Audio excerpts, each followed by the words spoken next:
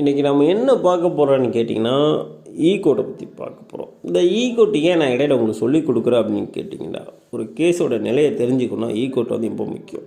அப்போ தான் அந்த கோர்ட்டில் இன்றைக்கி ஸ்டேஜ் நமக்கு என்ன இருக்குது, இன்றைக்கி வாய்தாவா இல்லையா அப்படின்னு எல்லாமே நம்ம பார்க்க முடியும். ஸோ அப்படிப்பட்ட கோர்ட்டை பற்றி உங்களுக்கு தெரிஞ்சுக்கணும்லவா, வாங்க அவங்களே சொல்லித்தரேன்.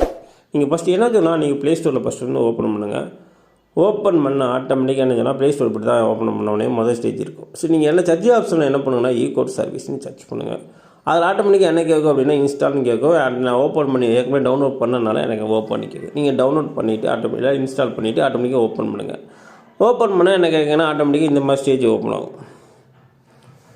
ஸோ இதில் ஓப்பன் பண்ணால் என்ன இந்த மாதிரி தான் முதல் பேஜ் இருக்கும். ஸோ இதில் நீங்கள் என்ன பண்ணணும், ஆட்டோமேட்டிக்காக என்ன பண்ணுறீங்கன்னு கேட்டிங்கன்னா, இல்லை என்ன கேட்டிங்கன்னா சிஎன்ஆர் நம்பர் கேட்க முடியாது. அந்த சிஎன்ஆர் நம்பர் வந்து உங்களுக்கு தான் அடுத்த வாட்டி இடையில நான் உங்களுக்கு சொல்கிறேன். இப்போ இந்த ரீசெண்டாக இடையில வந்து உள்ளே ஒரு கேஸ் எடுத்துக்கிட்டுமா சிஎன்ஆர் நம்பர் பற்றி சொல்கிறேன். அப்போ தான் உங்களுக்கு சிஎன்ஆர் நம்பர் என்னென்னு புரியும். ரெண்டாவது என்ன கேஸோட ஸ்டேட்டஸ் கேட்குறாங்க. கேட்டோட ஸ்டேட்டஸ் அப்படி என்னென்னு கேட்டிங்கன்னா, இந்த கேஸ் எந்த நிலையில் இருக்குது அதை பற்றி நம்ம தெரிஞ்சுக்கலாம் நம்மளோட ஸ்டேட்டஸ். ஸோ அதை பற்றி உங்களுக்கு தெளிவாக சொல்கிறேன்.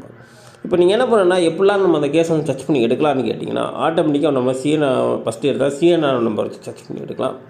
அப்படி இல்லை அப்படின்னா நம்ம ஃபைலிங் நம்பர் வச்சு சர்ச் பண்ணிக்கலாம். இல்லை அந்த கேஸோடைய கோர்ட்டில் ஒரு நம்பர் கொடுப்பாங்க, டைப் ஆஃப் கேஸ் அப்படின்னு ஒரு நம்பர் தருவாங்க, அந்த நம்பர் வச்சு இன்னும் 3 எடுக்கலாம். அப்படியும் இல்லை அப்படின்னா நம்ம வந்து பார்ட்டி நேம் வச்சு சர்ச் பண்ணி எடுக்கலாம். அப்படி இல்லாட்டா நம்ம வந்து எஃப்ஐஆர் நம்பர் வச்சு சர்ச் பண்ணி எடுக்கலாம்.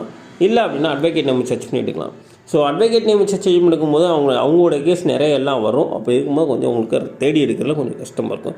ஆனால் மொத்தம் 5 நம்ம வந்து நம்ம எடுக்கலாம். ஒன்று என்ன சிஎன்ஆர் நம்பர் மூலமாக எடுக்கலாம். அப்படி இல்லைன்னா கேஸோட நம்பர் வச்சு நம்ம சர்ச் பண்ணி எடுக்கலாம். இல்லைன்னா பார்ட்டி நேம் சர்ச் பண்ணி எடுக்கலாம். அல்லது ஃபைலிங் நம்பர் வச்சு சர்ச் பண்ணி எடுக்கலாம். இல்லைன்னா எஃப்ஐஆர் நம்பர் வச்சு சர்ச் பண்ணி எடுக்கலாம். ஸோ நான் என்ன பண்ணால் சிம்பிளாக என்னென்னா, சாதாரண ஒரு கேஸ் நம்பர் வச்சு சர்ச் பண்ணி எடுக்கிறேன். நம்ம என்ன பண்ணால் இதில் ஆட்டோமேட்டிக்காக ஃபைலிங் எப்படி இருக்கும் அப்படின்னு கேட்டிங்கன்னா, ஓப்பன் பண்ணாமல் உங்களுக்கு இந்த மாதிரி தான் இருக்கும். ஸோ இதில் நீங்கள் ஓப்பன் பண்ணோன்னா ஆட்டோமேட்டிக்காக என்ன பண்ணி எந்த ஸ்டேட்டுன்னு கேட்குது, நான் தமிழ்நாடு கொடுத்துக்கிறேன். அதுக்கடுத்து அவங்களுக்கு எந்த டிஸ்ட்ரிக்ட் கேட்கும், அந்த டிஸ்ட்ரிக்டை நீங்கள் கொடுத்துருங்க. ஸோ அதுக்கடுத்து கேஸ் நம்பர் கேட்குது. ஸோ நான் கேஸ் நம்பர் வந்து எப்படியும் 1 மாதம் கம்ப்ளீட்டாக போதும். அதனால் எப்படியும் கேஸ் வந்து ஃபைல் ஆகிருக்கும். ஸோ அதனால் என்ன பண்ணுறேன், நான் சாதாரணமாக வந்து நம்பர் 1ன்னு போட்டுக்கிறேன். ஸோ இதில் வந்து ராமநாதன் கொடுத்துருங்க. ஸோ கேஸ் நம்பர்னால் கிரிமினல் கேஸ்னால சிசின்னு போகிறேன். அதில் வந்து என்னென்ன கேட்குன்னா, சிசின்னு இருக்கும். அல்ல அப்படின்னா நம்ம வந்து ஓஎஸ் போடுவோம், அல்ல இபின்னு போடுவோம். நிறைய ப்ராசஸ் இருக்குது. ஒவ்வொரு கேஸுக்கு ஒவ்வொரு டைப்ஸ் இருக்குது. ஸோ அதுக்கு தகுந்த மாதிரி நீங்கள் சந்தேகம் இருந்தால் நீங்கள் அட்டா கமெண்ட் செக்ஷனில் கமெண்ட் பண்ணுங்கள். அதை நான் உங்களுக்கு எக்ஸ்பிளைன் பண்ணுறேன். ஸோ நான் சாதாரணமாக கிரிமினல் கேஸ் ஒன்று போடுறேன், சிசி ஒன்று போடுறேன். போட்டு நான் என்ன பண்ணால் 1/2024 அப்படின்னு போடுறேன். ஓப்பன் பண்ணால் ஆட்டோமேட்டிக்காக வருது. என்ன கேட்டிங்கன்னா சிஜிஎம்னு ஒன்று வருது.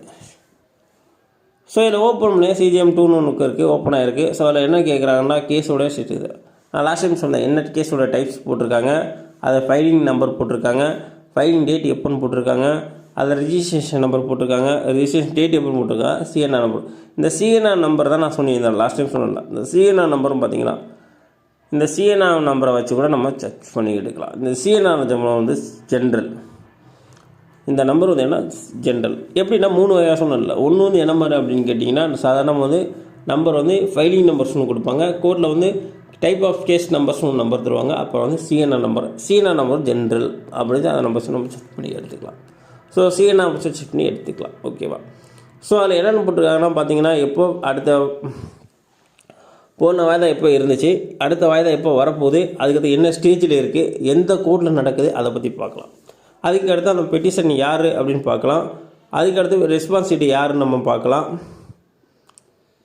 அதுக்கடுத்து எந்த ஆக்டில் வந்து அவங்க வந்து ஃபைல் பண்ணியிருக்காங்க அதை பற்றி பார்க்கலாம். இதில் என்ன செக்ஷன் போட்டிருக்காங்கன்னா, ஐபிசி செக்ஷன் 506, 448, அதுக்கடுத்து 294B, 323. ஸோ இந்த செக்ஷன் கீழே போட்டிருக்காங்க. எந்த மாதிரி கேஸ் அப்படின்னா, சாதாரண அடிப்படை கேஸ் தான். எந்தெந்த செக்ஷனில் போட்டுங்கன்னா, அவங்க தப்பாக பேசினதாலையும், அவங்க ஏதோ பொருள் ஏதோ உடச்சினாலையும், சிறு காய்கறி வச்சனாலையும் இந்த செக்ஷன் கீழே வந்து ஃபைல் பண்ணியிருக்காங்க. ஸோ அதில் பார்க்கலாம். அதுக்கடுத்து நம்ம என்ன பண்ணால், எஃப்ஐஆர் நம்பரில் வந்து நம்ம எந்த போலீஸ் ஸ்டேஷனில் வந்து எஃப்ஐஆர் போட்டாங்க அதை வந்து நம்ம பார்த்துக்கலாம்.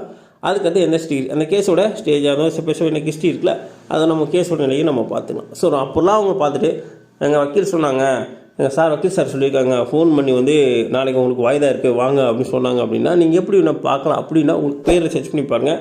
அப்படி இருந்துச்சுன்னா நீங்கள் அப்படியும் பார்க்கலாம். அப்படியும் உங்களால் பார்க்க முடியல அப்படின்னா, நீங்கள் டேரெக்டாக இன்னும் ரெடியாக இருக்குது. அது என்னன்னு கேட்டீங்கன்னா, நம்ம வந்து கேஸோட இது பார்க்கலாம், ஹிஸ்ட்ரி. நீங்கள் என்ன பண்ண, ஆட்டோமேட்டிக்காக இந்த கோர்ட்டில் வந்து ஓப்பன் பண்ணுங்கள். ஓப்பன் பண்ணிட்டு ஜேம் 2ன்னு ஓப்பன் பண்ணிட்டு அந்த நாளையோட டேட் வந்து ஓப்பன் பண்ணி, இப்போ நாளைக்கு 18 அப்படின்னா நாளைக்கு போட்டுட்டு நீங்கள் சர்ச் பண்ணிங்க அப்படின்னீங்கன்னா கேஸோட லிஸ்ட்டில் உங்களுக்கு நெக்ஸ்ட்டு வந்துடும். ஸோ அந்த கேஸ் லிஸ்ட்டில் வந்து உங்கள் நேம் இருக்கான்னு பார்த்தீங்கன்னா ஆட்டோமேட்டிக்காக உங்களுக்கு தெரிஞ்சு போயிடும். ஸோ இந்த மாதிரி நான் வந்து சர்ச் பண்ணி ஆட்டோமேட்டிக்காக எடுத்துக்கலாம். ஸோ இதுதாங்க. இதில் ஈகோட்டில் வந்து உங்களுக்கு ஏதாவது சந்தேகம் இருக்குது, லாஸ்ட்டாக ஒன்று இருக்குது, அது என்ன கேட்டிங்க அப்படின்னா மை கேஸ். அவங்க அட்வொகேட் மட்டும் அவங்க கேஸை வந்து சேவ் பண்ணி வைப்பாங்க. அதனால் வந்து அவங்க கேஸை சேவ் பண்ணி வச்சுக்கிறதுங்க. ஸோ இதில் ஏதாவது உங்களுக்கு சந்தேகம் இருக்குது அப்படின்னு நீங்கள் கமெண்ட் பண்ணுங்கள். உங்களுக்கு இன்னும் தெளிவாக உங்களுக்கு எக்ஸ்பிளைன் பண்ணுறேன். மறக்காமல் வீடியோக்கு சப்போர்ட் பண்ணுங்கள். பிடிச்சிருந்தால் உங்கள் ஃப்ரெண்ட்ஸுக்கு எல்லாருக்கும் ஷேர் பண்ணுங்கள். ஓகே ஃப்ரெண்ட்ஸ், பார்க்கலாம். பாய்.